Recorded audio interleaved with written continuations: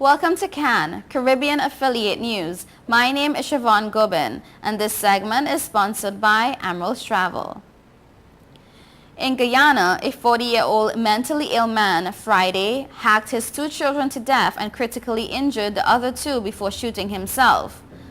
Police said the assailant had a psychiatric record. The man, identified as Kailash, got up early in the morning and attacked his 4 sleeping children with a sharp farming tool. By the time his wife could overpower him, he had killed his daughter and son, aged 12 and 14. 2 other children, 16-year-old Parveen and 14-year-old Dinesh, was critically injured in the assault, according to police. The wife told police that after carrying out the assault, the man took out a country-made pistol and shot himself. He died on the spot. The 4 children were rushed to the Aligarh City Hospital, where 2 of them were declared dead, while the other 2 were battling for their lives. The wife of the assailant told police that her husband had undergone psychiatric treatment many times in the past. 7 people have died of poisoning after consuming black market methyl alcohol, and 41 others remain hospitalized, Cuban authorities said yesterday. A health ministry report read out on the state TV afternoon news said numerous people began showing up at Havana emergency rooms Monday exhibiting symptoms of serious poisoning. They were determined to have consumed methyl alcohol, also called methanol or wood alcohol.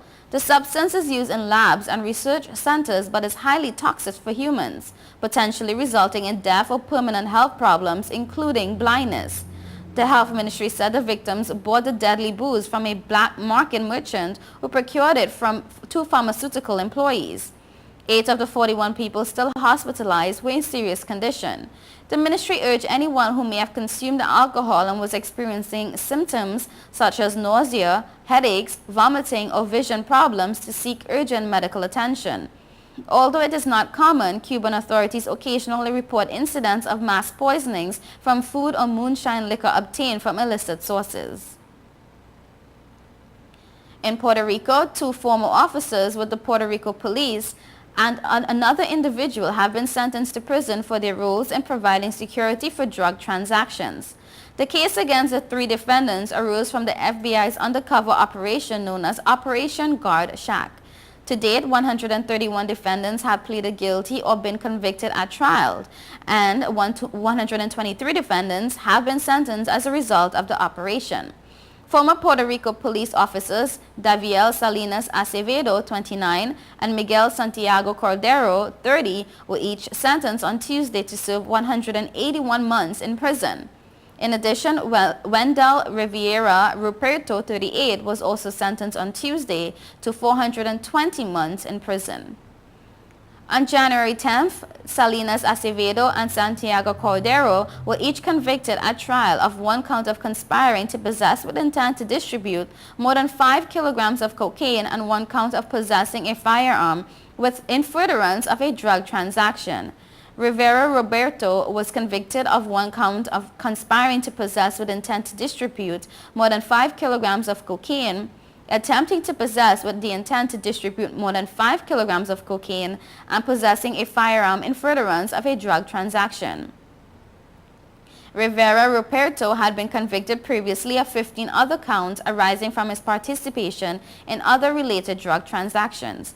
According to the evidence presented in court, Salinas Acevedo, Santiago Cordero, and Rivera Ruperto each provided security for what they believed were illegal cocaine deals that occurred on March 24th, April 9th, and July 8th, 2010, respectively.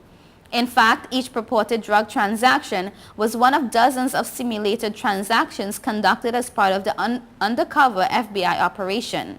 The 3 men performed armed security for the multi-kilogram cocaine deals by frisking the buyer, standing guard as the kilos were counted and inspecting, and escorting the buyer in and out of the transaction.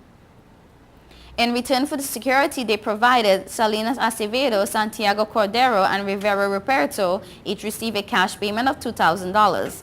The money was never returned by any of the defendants, and none of the defendants ever reported the transactions.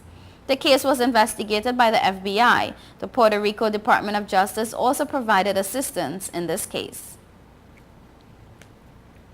A Queens doctor was busted on Tuesday for allegedly acting more like a dealer than a healer, taking money for prescriptions for painkillers without examining patients, officials said.